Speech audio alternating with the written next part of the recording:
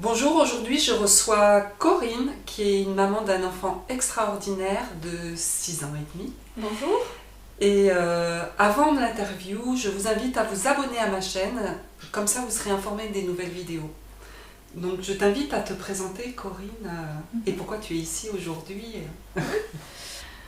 Bonjour, je suis maman d'un petit garçon qu'on va appeler Loulou, qui a 6 ans et demi, qui a un TSA, un trouble du spectre autistique, Asperger en fait.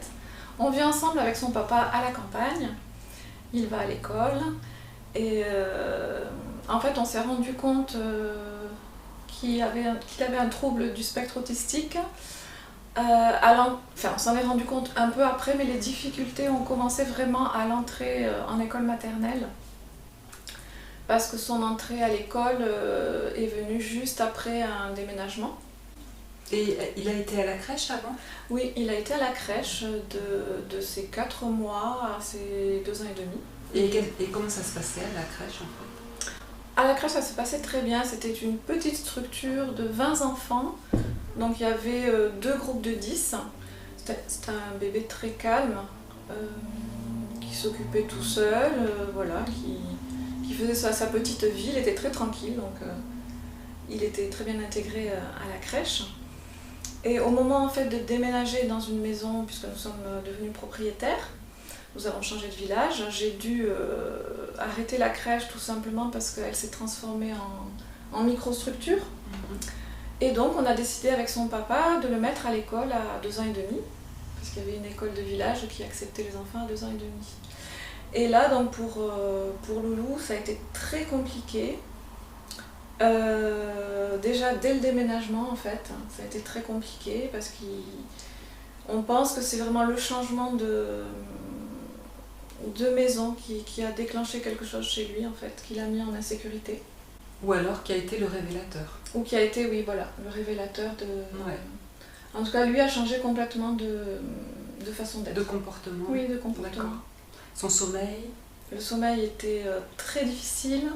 Il luttait pour s'endormir, c'est-à-dire qu'il, même s'il était épuisé, qu'on lui racontait des histoires, qu'on lui tenait la main, il s'endormait. Et quand il se rendait compte qu'il s'endormait, vite il se réveillait pour dormir le moins possible.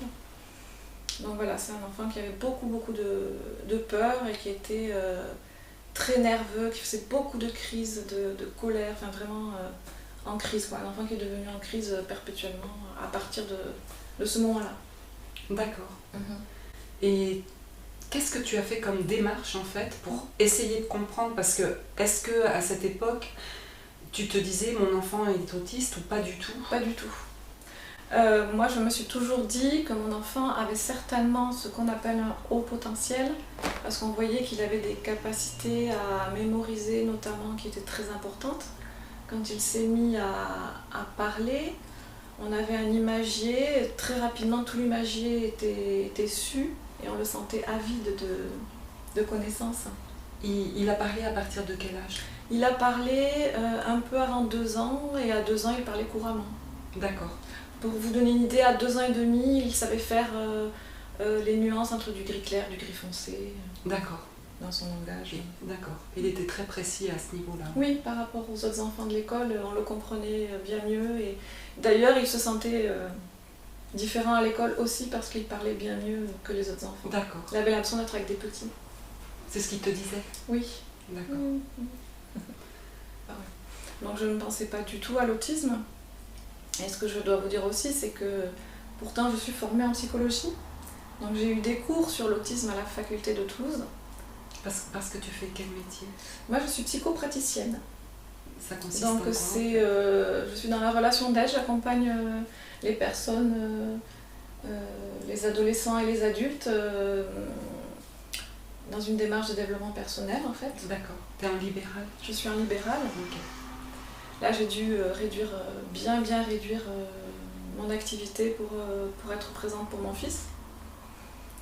Voilà, donc tout ça pour vous dire que j'avais quand même des connaissances sur l'autisme et que je n'ai pas pensé à l'autisme, je pense, parce que la façon dont l'autisme m'a été enseigné ne me rappelait en aucun cas le comportement et le vécu de mon fils. D'accord. Donc comment t'en es venue en fait à le faire diagnostiquer? Alors finalement, donc, c'était compliqué de vivre au quotidien, de voir cet enfant malheureux et en crise perpétuellement, qui avait des difficultés avec les autres enfants, qui tapait beaucoup à l'école, et qui en même temps, comme me disait sa maîtresse, était un enfant très doux et très aimant, donc il y avait vraiment un contraste qu'elle ne comprenait pas elle non plus. Donc il a suivi des petits groupes de psychomotricité, en fait, avec d'autres petits enfants. C'était des groupes de 4, ça l'a bien aidé. Donc là on n'avait toujours pas de diagnostic. Donc pour qu'ils comprennent en fait les règles sociales, le cadre. Donc ça pendant 2 ans. Là, tu avais en fait été voir une professionnelle. C'est moi qui ai fait la démarche, oui. D'accord. J'ai fait la démarche, je cherchais en fait comment l'aider. Et en cherchant, j'ai compris qu'il avait certainement des soucis dans la relation à l'autre. Et j'ai vu qu'on pouvait faire comme ça des petits groupes avec des enfants pour les aider à se comprendre, à interagir entre eux. Donc je suis allée voir des psychomotriciennes qui faisaient ce travail avec les enfants. C'était très bien un temps donné. Mais à un moment, il s'est mis vers 4 ans à avoir des peurs irrationnelles pour moi à l'époque, incompréhensibles, peur des ULM, peur d'un arbre qui par exemple a des branches qui sont en V. On a passé un mois de juin, je me souviens, à ne pas sortir du tout parce qu'il avait peur de sortir, parce qu'il risquait d'avoir des ULM. Ça s'est enchaîné après avec la peur de la pluie, la peur du vent, parce qu'un jour il avait fait déborder la mangeoire, je sais pas comment on dit, l'abreuvoir des chevaux de son papy. Il a vu l'eau déborder en fait, et il a été pris de terreur. Ça lui a fait penser à une inondation. À partir de là, il s'est mis à avoir peur de la pluie parce qu'il a peur en fait, d'être noyé dans une inondation. Voilà, des choses comme ça, difficiles. Et c'est grâce à ma sœur que j'ai été orientée vers une neuropsychologue en libéral. D'accord. Voilà. Et donc, elle lui a fait faire quelques petits tests comme ça, puis elle m'a dit, bon ben, votre enfant a assez de traits autistiques pour envisager de faire un diagnostic. D'accord. Et nous sommes donc allés faire un diagnostic en libéral. Comment tu as accueilli ce qu'elle venait de te dire? Avant le diagnostic, quand elle m'a dit pour les traits, oui. J'étais choquée parce que je ne m'y attendais pas en fait. Pourtant, l'autisme avait été en fait évoqué par une neuropédiatre, mais je ne l'avais pas entendu en fait, je pense. Je ne l'avais pas entendu. J'étais un peu perdue et choquée. C'est un peu le mot. Je ne savais pas ce qui m'attendait en fait. Donc ben, voilà, après tout s'est enchaîné. Donc tu t'es adressée à un CRA? Non, en fait je suis allée en libéral. Voir une psychologue? Une psychologue qui est spécialisée dans le diagnostic des personnes avec des troubles autistiques ou d'autres troubles des apprentissages. D'accord. Alors pourquoi je suis allée dans le libéral? C'est un sentiment qui m'est propre, qui est personnel. À chaque fois que j'ai eu à passer par l'hôpital public ou le CMP ou le CAMPS à Albi, j'ai été entendue, mais je n'avais pas... comment dire? Pour moi, il manquait des éléments. J'ai eu besoin vraiment d'aller trouver des réponses en fait à l'extérieur. D'accord. Je me sentais plus en sécurité en fait. Pour trouver des réponses à l'extérieur.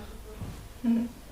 Et alors, nous avons un grand point commun, oui. Toutes les deux, c'est que nous avons fait la même formation, voilà, qui s'appelle le Sunrise Programme, qui s'appelle le Start-up dans le Sunrise Programme. Donc moi, ce qui m'intéresserait que tu racontes, c'est quel regard tu avais sur toi en tant que maman, en fait, pendant toutes ces années où ton enfant n'a pas été diagnostiqué, où c'était la galère parce qu'il y avait des crises, tu ne savais pas comment faire. Alors c'est vraiment une période difficile où moi je me sentais incomprise parce que je faisais tout ce que je pouvais pour aider mon fils. J'avais des intuitions des intuitions qui me disaient comment agir avec lui, mais il me manquait vraiment des éléments pour le comprendre. Très souvent, j'avais l'impression qu'il agissait pour me faire du mal ou contre moi. Je me disais qu'il était en opposition, comme on dit. Je ne trouvais pas de raison en fait à ces actes violents ou à ces crises. Et en fait, le Sunrise Programme m'a réellement appris à connaître mon fils, à connaître sa façon d'être en fait, à le comprendre complètement. Du coup, ton regard de maman a complètement changé par rapport à tout son comportement. Oui. En fait, ce que je pensais être de l'arrogance entre guillemets ou de la provocation, la plupart du temps, c'était finalement des réactions à un environnement ou trop stimulant, ou à une surcharge sensorielle, ou une surcharge émotionnelle. Et finalement, il ne faisait que réagir avec les moyens qu'il avait à ce qui se passait en lui. Et la plupart du temps, je ne comprenais pas en fait ce phénomène. Donc tu as compris que c'était plus dirigé contre toi. Voilà, que c'était pas dirigé contre moi. Et le fait de comprendre pourquoi il faisait telle ou telle action, j'ai pu moi m'adapter et avoir des réponses appropriées pour lui, en fait, pour l'aider. Oui. À partir de ce moment-là, notre relation s'est vraiment adoucie. Enfin, il y a eu quelque chose de différent. En fait, on est plus, on va dire, en coopération tous les deux. Moi, j'apprends de lui, lui, il apprend de moi, et on avance ensemble. Avec le Sunrise Programme, on peut dire aujourd'hui que j'ai les moyens et les clés pour accompagner mon fils et pour... j'allais dire pour l'aider à grandir, pour l'accompagner dans son évolution en fait. Voilà, c'est plus une énigme. C'est vraiment ça. Ce n'est plus une énigme. Ouais. Donc tu as eu la chance d'avoir un enfant extraordinaire. Moi, ce que j'aimerais savoir, c'est ce que ça t'a appris. Qu'est-ce qu'il t'a appris? Parce qu'un enfant extraordinaire demande, comment je pourrais dire, une vie extraordinaire. Il nous pousse dans nos retranchements pour aller dans notre cœur à nous-mêmes et savoir comment nous comportons en fait. C'est un peu notre enfance, c'est un peu notre miroir. Et donc, lorsqu'ils nous renvoient quelque chose ou tout du moins lorsqu'ils ont un comportement, ça nous renvoie directement à nous-mêmes en fait. Oui. Et du coup, notre enfance, c'est plutôt un cadeau, c'est plutôt un révélateur de qui nous sommes, de l'amour au plus profond dans lequel nous sommes. Moi, ce que j'ai découvert avec le Sunrise Programme, c'est que je pensais que l'amour était inconditionnel pour nos enfants, mais lorsque, comme tu le disais, il avait, par exemple, je parle pour mon enfant, un comportement arrogant ou qui testait, à ce moment-là, il n'est plus question d'amour inconditionnel. Il est question d'action de mon fils, réaction de ma part. Et dans la réaction, il n'y a pas de place pour un amour inconditionnel. Il y a juste la place pour une réaction. Sauf qu'avec le start-up du Sunrise Programme, j'ai pris conscience en fait de la responsabilité de mon enfant dans ses actes, c'est-à-dire de lui donner des responsabilités. C'est pas parce qu'il est avec autisme qu'on doit tout lui enlever et tout lui faciliter dans sa vie. Et j'ai pris conscience avec le Sunrise Programme que mon amour avant n'était pas inconditionnel. Et j'ai pu l'accueillir dans sa différence, dans ce qu'il était. Et du coup, mon amour a grandi pour lui. Et j'étais dans l'acceptation totale de son comportement. Et à partir du moment où j'étais dans son acceptation, son comportement a complètement changé. Est-ce que tu peux en dire autant pour ton enfant? Alors, je ne sais pas si je suis encore complètement dans l'acceptation. J'ai peut-être encore du chemin. Mais alors, ouais. C'est sûr que nos enfants n'ont pas le même âge. Hein. Le mien a 25 ans, le tien a 6 ans et demi. Donc, on peut comprendre. Mais je sens que c'est là, voilà, je sens que la clé est là. C'est-à-dire que je sens que quand il y a des moments où je suis pleinement avec lui, dans le présent, dans l'amour, dans l'acceptation de ce qui se passe et de ce qui est là aujourd'hui entre nous, tout est facile, tout est facilité. Alors, est-ce que c'est parce que tu es pleinement avec lui ou est-ce que tu es pleinement avec toi et avec lui? Je pense que c'est parce que je suis complètement moi-même authentique Voilà. avec lui. Est-ce qu'on pourrait dire qu'il nous révèle dans notre authenticité, dans ce que nous sommes, Oui. au plus profond de nous-mêmes en fait? Plus je vais être authentique, en fait oui, plus il va être bien. Plus je suis en adéquation et que je suis moi-même, plus je suis moi-même, plus il est bien. Ce sont des enfants à qui on ne peut pas cacher une émotion ou un sentiment. Parce qu'en tout cas, je parle pour mon fils, il va sentir au fond de lui mon malaise ou mon stress. Il ne va pas forcément mettre des mots dessus, mais ça va le rendre mal à l'aise. Et c'est là qu'il va y avoir peut-être un comportement désagréable. Donc, plus je vais être dans la vérité et l'authenticité, plus ça va être, on va dire, facile pour lui de comprendre ce qui se passe en fait. Et alors, est-ce que tu peux nous raconter, parce que tu nous as dit ce qui s'était passé avant et les difficultés au quotidien et les crises au quotidien, comment ça se passe maintenant? Alors, à la maison, ça a énormément changé. C'est plus un enfant qui est tout le temps en crise, en fait. Il est beaucoup plus apaisé. Alors, oui, moi, je pense que ce qui vraiment a changé, c'est que je comprends, en fait, ce qui se passe. Je comprends ce qu'il ressent. Et je sais comment répondre, en fait, à ce qui se passe. Je sais par exemple, un exemple tout bête, quand on part faire une activité, déjà je sais qu'on ne peut pas faire plus de 2 choses dans une journée. Par exemple, s'il a eu école le matin, je peux faire une activité l'après-midi.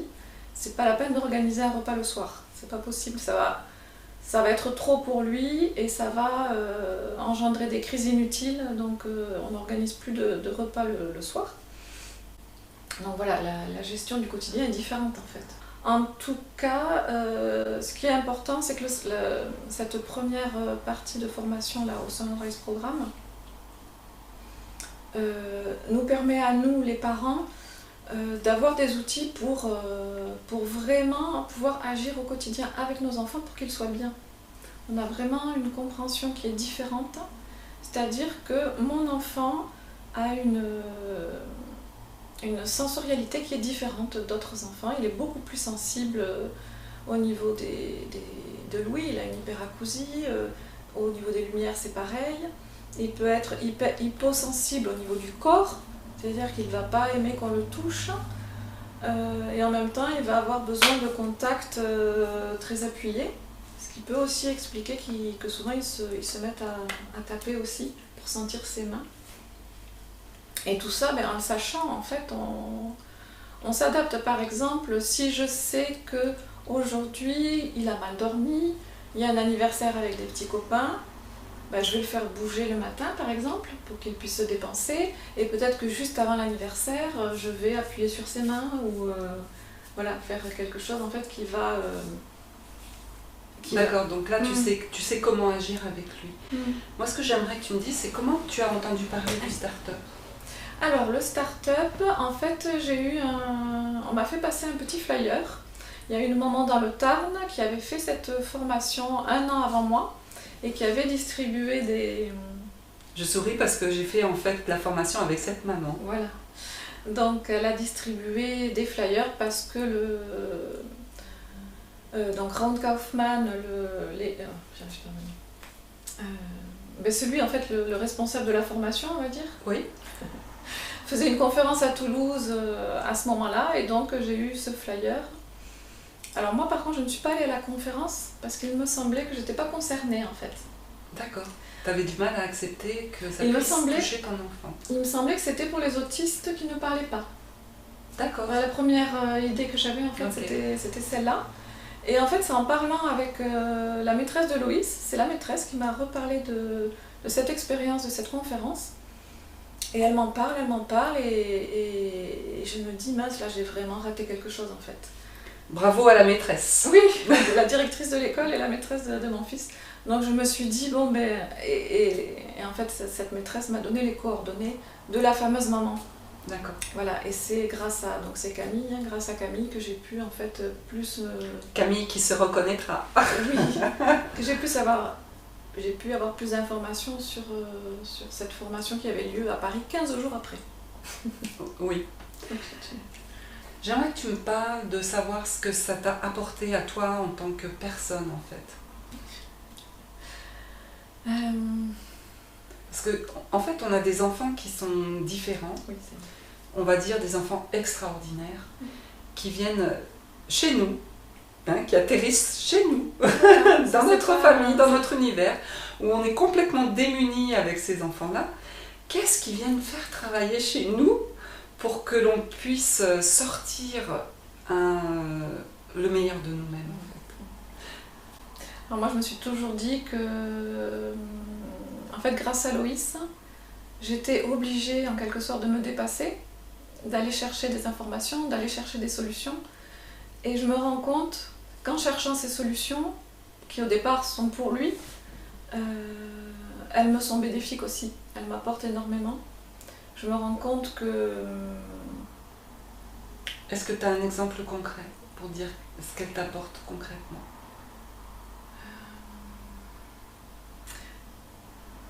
Je me suis rarement sentie autant à ma place qu'en étant sa mère, en fait. Je sais pas comment expliquer. En fait, voilà, le fait d'avoir un enfant comme Loïs et d'avoir réalisé que le mode de vie aussi pouvait contribuer à aggraver les symptômes de l'autisme me fait repenser ma vie différemment et vivre beaucoup plus sainement. Et il y a ça d'un côté, donc en fait notre vie est bouleversée par bien des façons, mais c'est toujours pour un mieux en fait. Est-ce qu'on pourrait dire que tu as appris à écouter Loulou, Loïs? Ça veut dire que tu as appris à t'écouter aussi toi dans ta vie, à mieux t'écouter. Alors je vais le dire un petit peu différemment, parce qu'il me semble que ça s'articule. En fait, j'avais des barrières ou des peurs qui faisaient que j'allais pas au bout de mes rêves. Le fait d'avoir Loïs, j'ai moins de peur. C'est comme si l'amour maternel décuplait mes forces et mes capacités en fait. Et je vais là où je veux aller sans hésiter. Parce que c'est comme si j'étais capable j'allais dire de survivre à l'autisme, je suis capable de tout. Enfin, c'est un peu... Ça t'a montré la force qu'il y avait en toi? Oui. C'est ça? Il y a beaucoup de choses qui me font vraiment moins peur. Les barrières tombent en fait. Les barrières tombent. Donc quand les barrières tombent, le cœur s'ouvre. Oui. Et quand le cœur s'ouvre, l'amour se déploie. Ouais. L'amour se déploie et tout est possible. En fait, ce que m'apprend mon enfant, c'est que tout est possible. Quand on veut vraiment quelque chose, il suffit de se donner les moyens, de s'entourer des bonnes personnes. Et oui, on peut tout mettre en place, on peut tout faire. Je ne sais pas comment l'expliquer. Quand tu veux quelque chose, mais pas avec la tête. Quand tu veux avec quelque chose, avec le cœur. C'est ça en fait. Autour de cet enfant, je rencontre des personnes d'une générosité incroyable. Que ce soit dans ma vie ou dans son école, les personnes se dépassent pour lui. Parce que c'est lui, parce qu'il est comme il est. Et voilà, moi je pense vraiment que les enfants comme mon fils sont là pour faire changer les personnes autour de lui, autour d'eux. Ce sont des révélateurs d'amour. Oui, et de potentiel aussi. Donc on pourrait finir sur cette phrase qui est magnifique en fait. Ouais. Qu'en fait nos enfants sont des purs cadeaux. Oh oui.